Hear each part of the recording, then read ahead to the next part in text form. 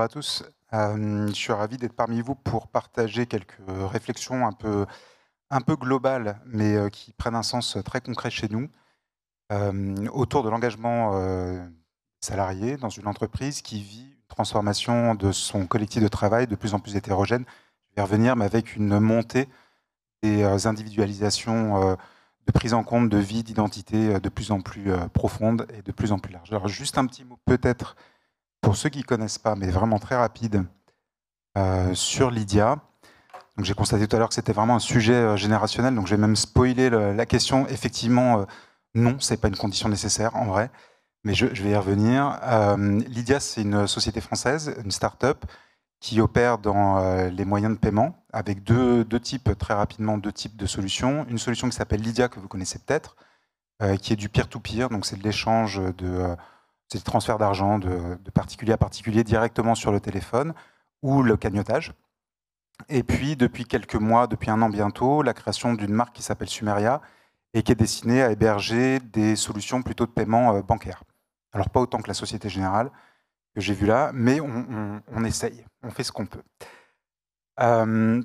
Donc, pour revenir au sujet de l'engagement,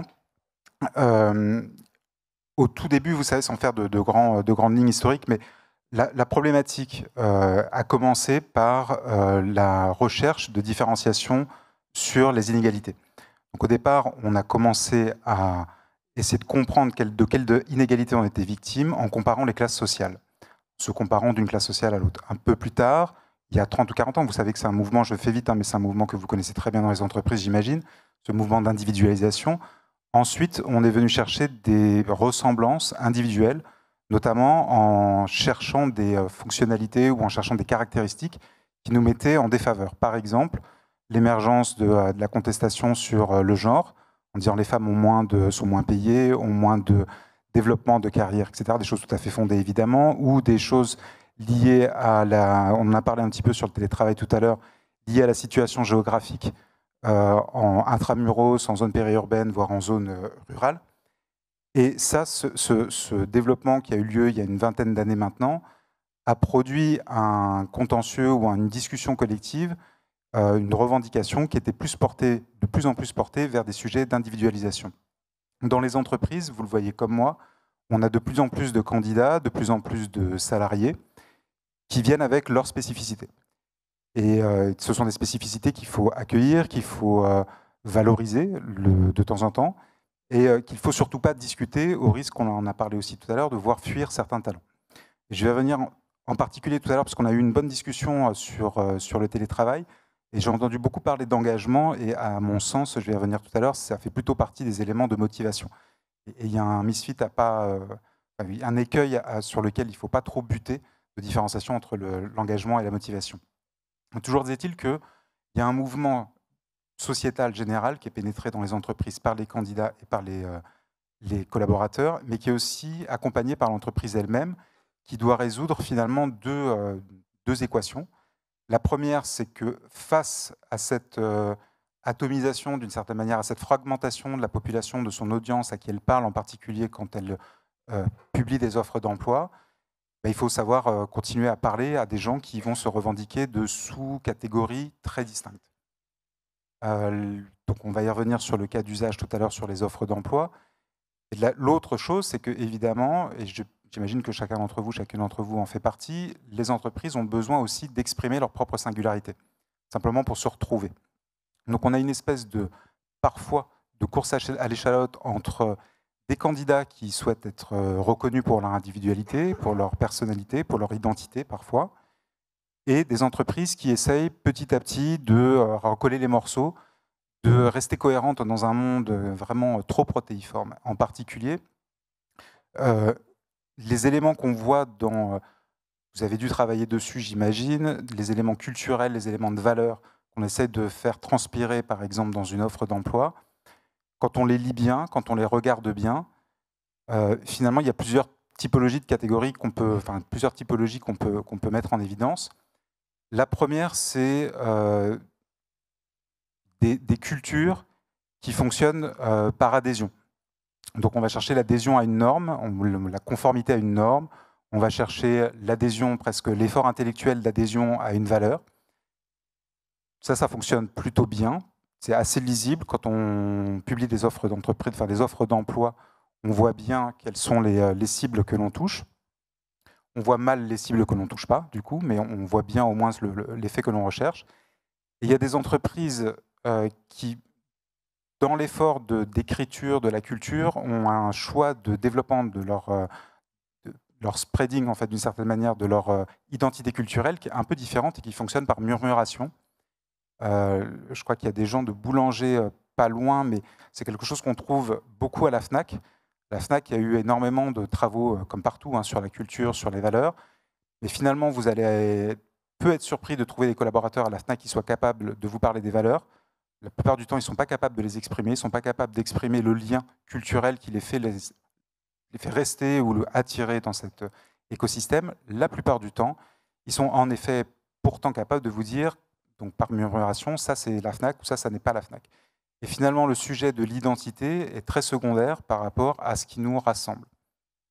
Donc, je suis un peu rapide là-dessus, je sens, mais l'évolution, d'une certaine manière, d'abord de la perception des différences, la perception des inégalités, puis la reconnaissance d'une identité, puis finalement l'atomisation des sous-collectifs de travail dans un grand collectif de travail que l'entreprise doit quand même maintenir, ça amène à une atomisation totale de la manière dont, chez nous en tout cas, c'est de manière très humble, hein, dans une petite entreprise, on n'est que 200, hein, donc soyez à l'aise avec ça.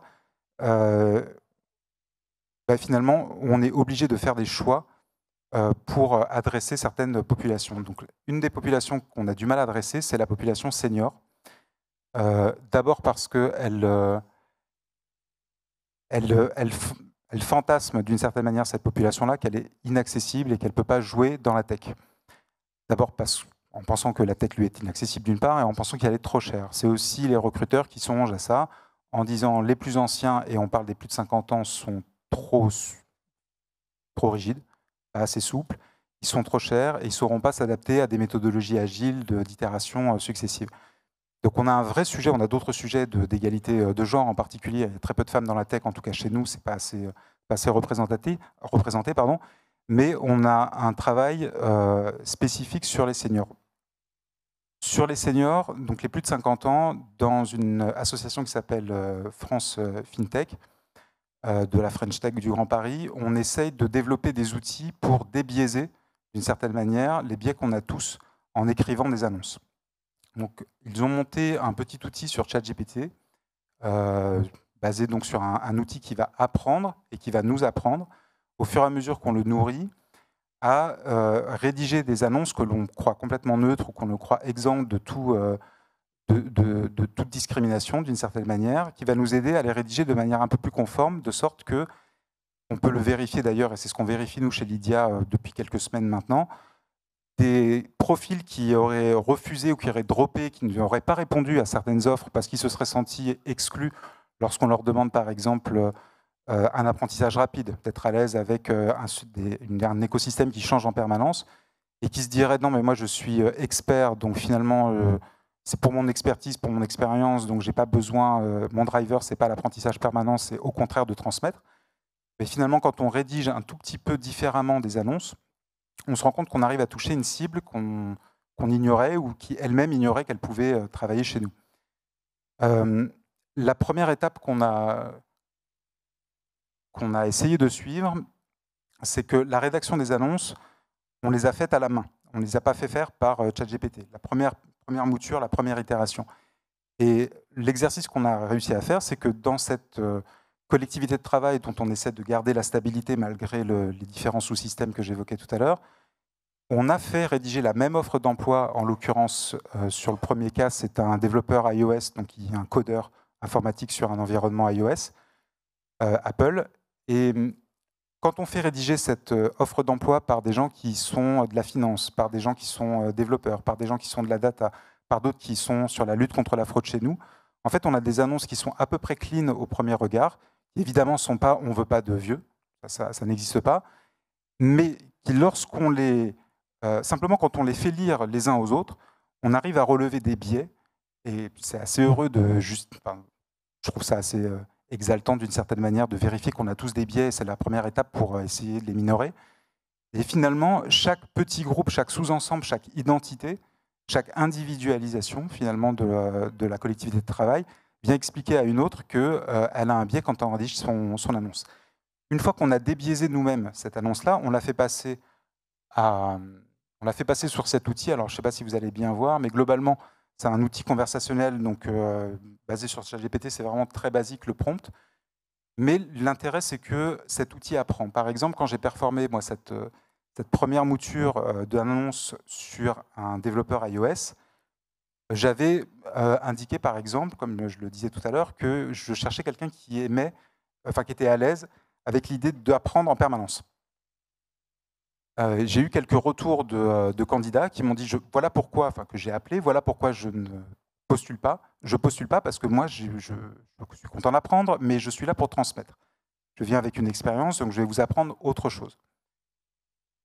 L'outil qui n'a pas eu cette conversation par mail entre les candidats et moi vient me proposer des formulations très spécifiques, des formulations pas forcément beaucoup plus neutres, mais beaucoup plus explicites qui viennent mettre à l'aise un candidat et lui dire finalement, l'important c'est pas que tu apprennes, l'important c'est que tu sois à l'aise, que tu sois curieux.